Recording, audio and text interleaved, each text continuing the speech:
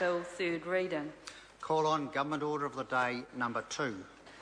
Biosecurity Law Reform Bill, committee stage. I declare the House in committee for further consideration of the Biosecurity Law Reform Bill. Mr. Chairman. Mr. Speaker.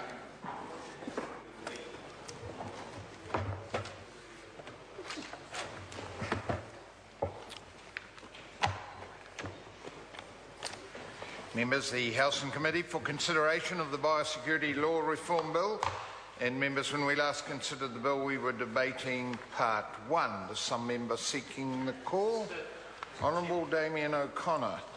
Thank you, Mr. Chairman. I'll take an opportunity just to lead in again on Part 1, which is basically the big part of the bill, the significant part of it. It sets up requirements around pest management strategies that are the plans, I guess, to rid or manage diseases that are already here, such as tuberculosis and other strategies that will be developed, and ones around RCD or rabbit as a pest is another one that hopefully will be developed further down the track. Mr. Chairman, can I say on behalf of my electorate in particular, one of the obligations in this bill which I have to endorse and applaud the government for, and that is the good neighbour obligations in here. It does place upon the Crown, as the neighbour of many farmers, private property owners, an obligation to engage with them through these pest management strategies and to be a participant just like every other private farmer and landowner, and I applaud that initiative. At the same time, I have to go back and alert anyone who might be listening to this debate the fact that while Labor is supporting this bill, we have some serious questions. And in regard to the government industry agreements, what I must point to, and there'll be a lot of people out there who have not read the report, it is the review of the import requirements, border process in light of the entry to PSA into New Zealand.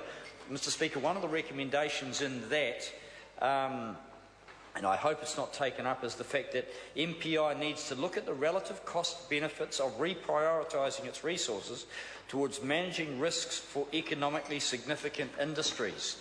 One of the concerns of the small sector groups, Mr. Chairman, the likes of hothouse growers, or pip fruit is not a small one, summer fruit is, avocados, is that they don't think under the GIA arrangements they'll get a fair go and an opportunity for them to negotiate an affordable deal to manage any risk incursion, or in fact to have any input into the preventative measures at the border. The point being that here's a recommendation, points to the insufficient resourcing in biosecurity and says, well, if you don't have enough money, reprioritise and forget about the small sectors. That's effectively what that says. There may well be net benefits in reprioritising MPI's resources away from smaller, less strategic industries in order to ensure the risks to higher value sectors are appropriately managed. What that says, put the resources into dairy, kiwi fruit, pip fruit and meat and forget about the rest. Well, you know, those sectors need to be well aware of the dangers under the current government's management of biosecurity. There is insufficient resource to have a proper system, and the shifting around of those resources may very well mean that they miss out. The recent incursion of the fruit fly, classic example. I guess it would have been the whole fruit sector engaged under an MIA,